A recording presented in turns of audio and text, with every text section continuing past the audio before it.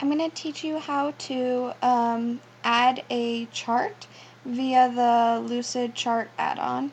So first you're going to go up and you're going to click add-ons. Then you're going to click the Lucid chart diagrams, and if you haven't downloaded it, you just download it. Then you insert diagram.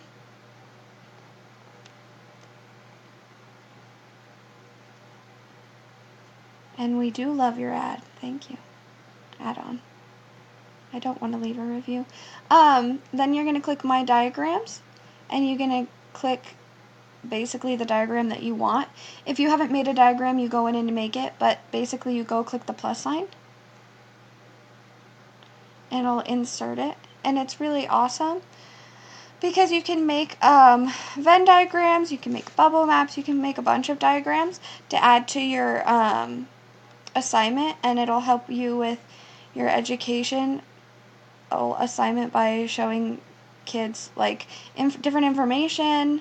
Yeah, so that's basically how you use the Lucid chart add-on.